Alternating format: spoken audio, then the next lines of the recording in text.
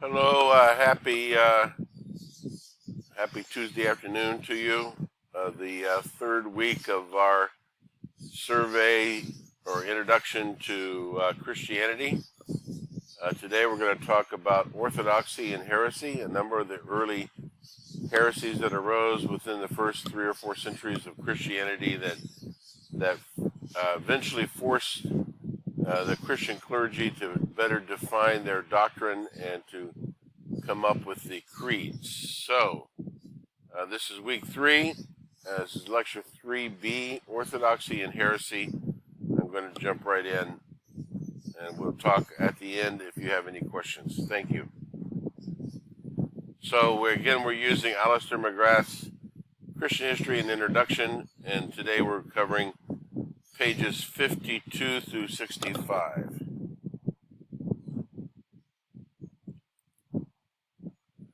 And here's our outline for today.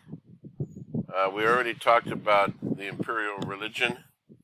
So now we're going to be talking about the boundaries of faith, the canon law, not canon law, but the canon of the New Testament, and how it was formed, and what was its content, Arianism, about the identity of Jesus, Trinitarianism, the nature of God, Donatism, the nature of the church, Pelagianism, the nature of grace and human achievement, innovation versus the role of tradition, the origins and developments of the creeds, and the Council of Chalcedon. I don't know if I'll get through it all today, but I'm going to do my best.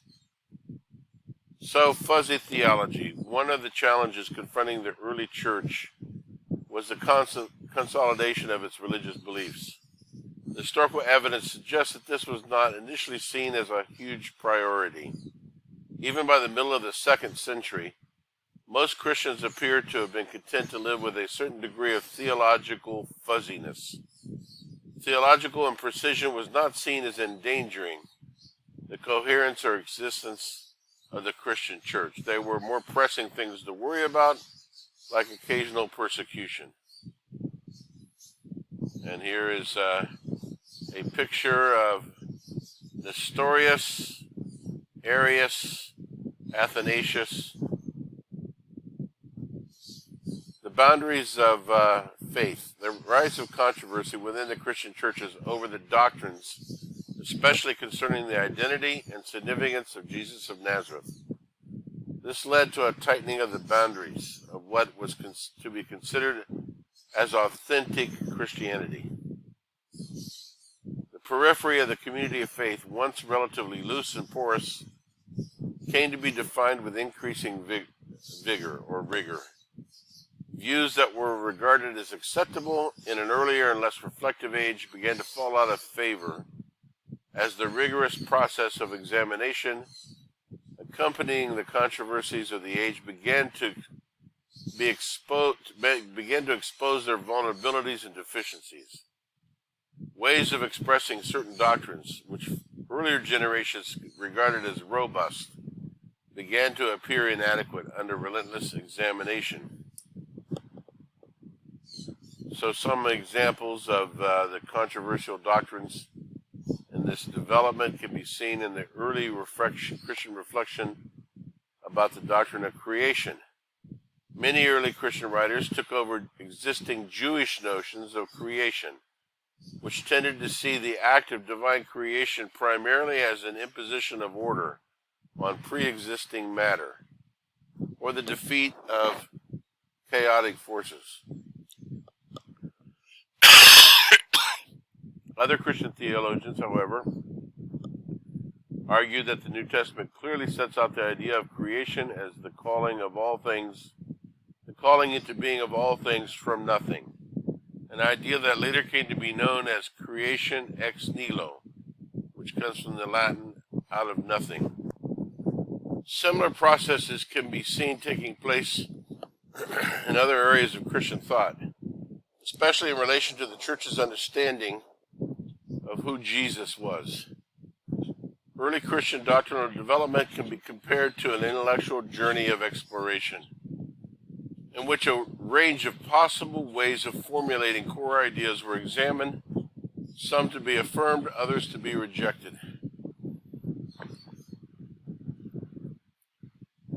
Yet this process of exploration was natural and necessary. Christianity could not remain frozen in its first century forms as it entered the second century and beyond.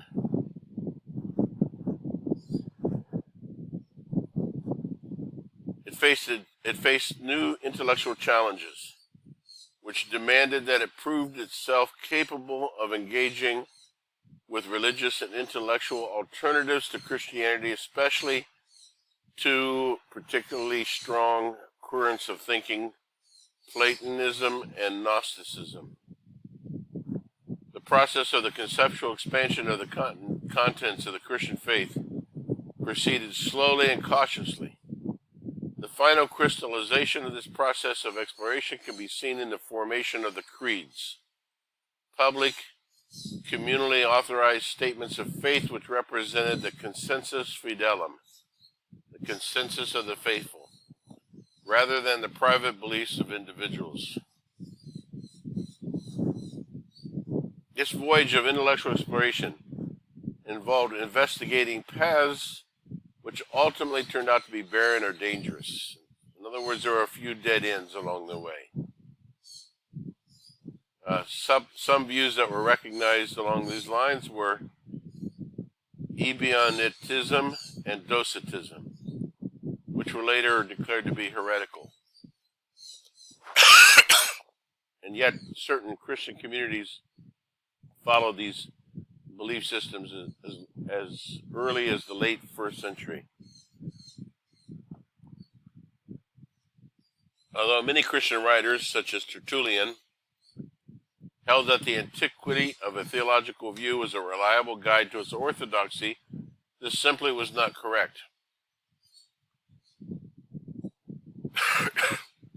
The issue of the boundaries of faith became pressing when Constantine adopted Christianity as the unifying religion of the Roman Empire. If Christianity was to be a unifying imperial force, it was important that it should not be divided. Constantine pressed for unity within the church, especially by convening the Council of Nicaea in 325 to settle Christological disputes. Constantine did not appear, according to historians, he did not appear to favor any particular outcome of the council. He just wanted it fixed. He wanted the fighting to stop. He would have probably gone along with Arianism as easily as with the Orthodox view.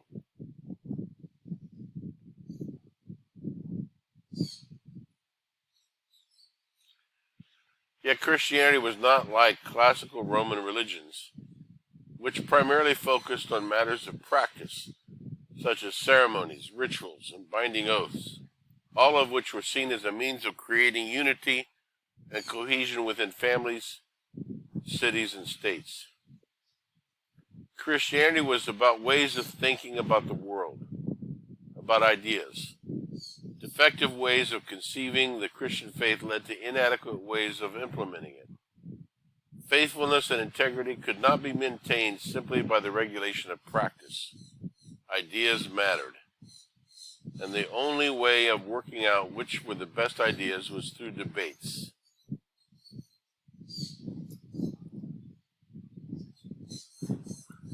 The first Christians used the term scripture or writing, which is Greek graphe, to refer to books of the Old Testament, and that these were coming to be regarded as foundational in their importance to the Christian church. But what about the writings of Christians themselves? The issue was not seen as pressing during the apostolic period, partly because the historical continuity with the apostolic tradition was sufficiently strong to ensure the continuity of teaching and practice with the first Christians. Irenaeus of Lyons noted how the churches of the mid-2nd century were able to trace direct links between their own leaders and those of the apostolic community. Irenaeus wanted to maintain continuity with the ideas and values of the apostolic era, ensuring the teachings of that formative period were accepted in his own age.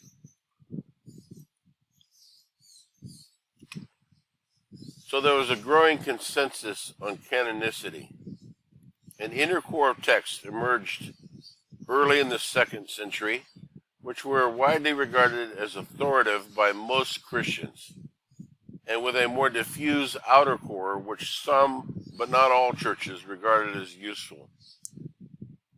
So the inner core included the 4 Gospels and the undisputed letters of Paul. Other writings such as the Didache and Clement, 1 Clement, the Epistle of Barnabas, the letters of Ignatius of Antioch, the Apocalypse of Peter, these did not secure universal acceptance, being valued locally rather than universally. The Muratorian Canon, which is a document that reflects on the practices of the Roman churches in the late 2nd century, clearly identifies the Gospels, Acts, the Pauline epistles, and 3 other epistles, 1 John, 2 John, and Jude, as being valued and accepted across the churches.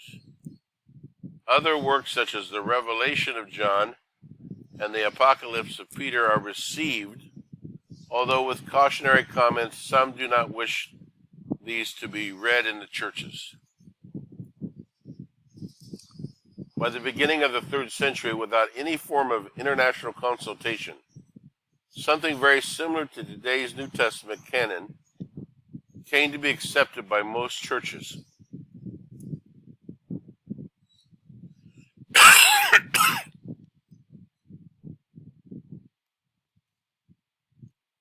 So there was disagreement.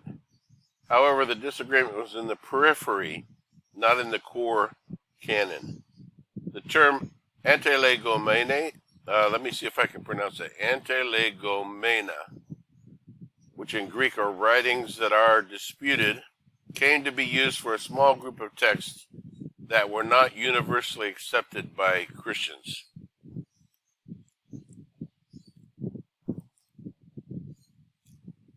The antilegomena came to be used for a small group of texts that were not universally accepted. Some of these, specifically, second letter of Peter, the 2nd and 3rd letters of John, Jude, and the book of Revelation, eventually achieved general acceptance.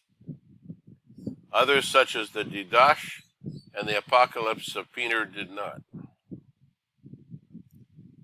By the middle of the 4th century, agreement seemed to be reached on the New Testament canon, without the need for any international council to settle the issue.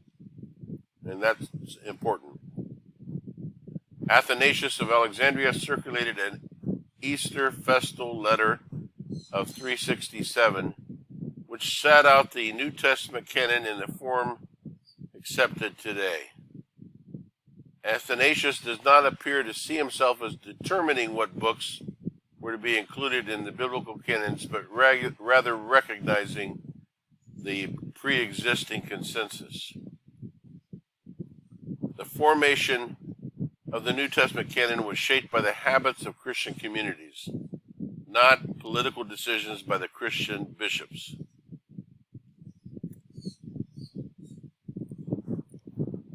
The Gospel of Judas makes a good example of this argument.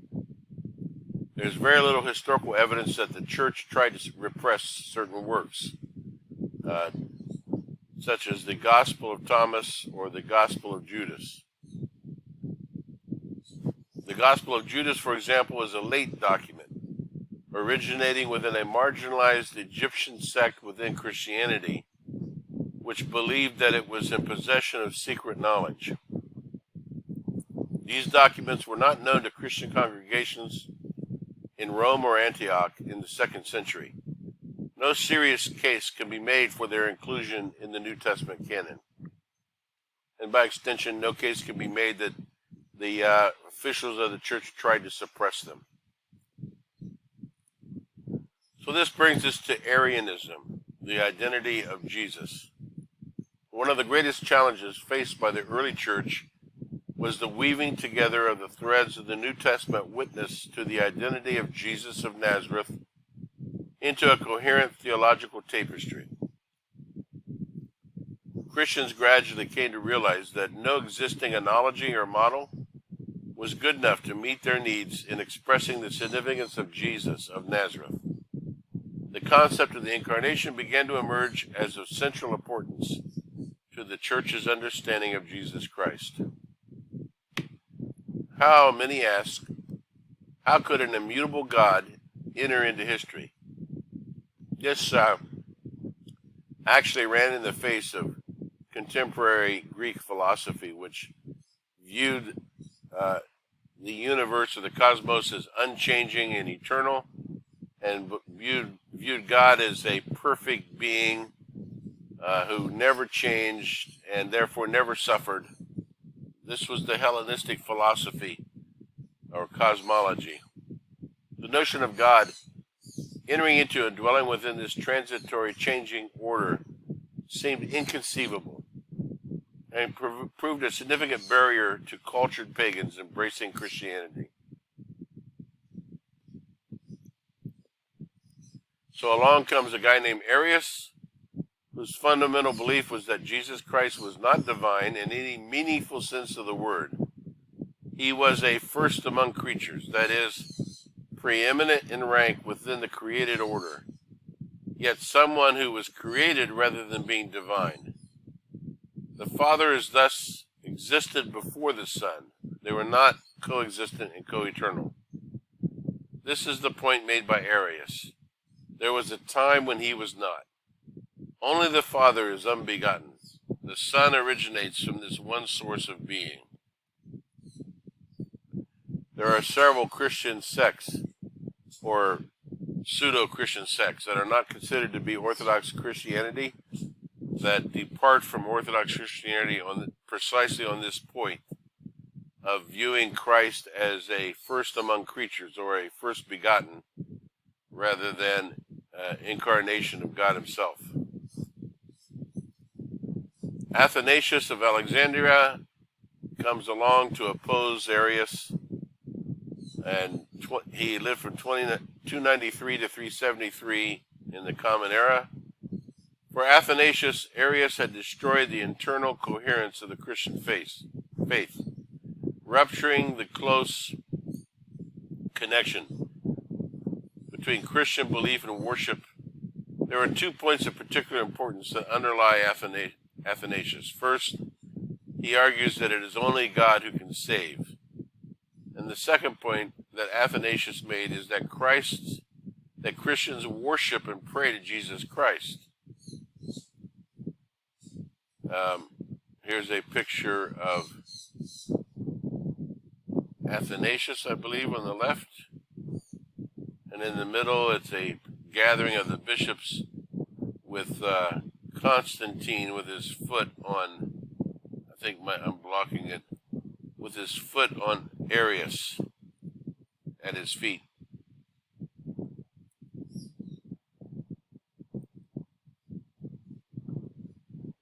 The Greek term that's important here is homoousios, of like substance, or of similar being. This was seen by many as allowing the proximity between the Father and Son to be affirmed without needing further speculation. However, there's another Greek term, homoousios, which is pronounced almost exactly the same and spelled very nearly the same. I know because I listened to the pronunciation of both of them several times before this lecture. And it means of the same substance, not of like substance, but the same substance or the same being. It eventually gained the upper hand. Of course, this is a very fine distinction. Spelling, pronunciation, and the concept are very, very similar. This was seen as defending a stronger understanding of the relationship between the Father and the Son. When the Nicene Creed, or more accurately, the oh boy, they have so many words that are hard to pronounce here. Let's say the Nicene/Creed Constantinople Creed of 381 declared that Christ was of the same substance with the Father. It was insisting that the Son was not simply a representative or a relative of God or similar to God, but he was God incarnate, which rang the death knell for Arianism as a potentially orthodox Christian theology. So I think I'm going to stop here on Trinitarianism and pick it up in our third lecture for this week. So thank you for your kind attention. That's Orthodoxy and Heresy, but we've still got quite a bit more of heresy to talk about in our third lecture coming up later this week. Thank you. Goodbye.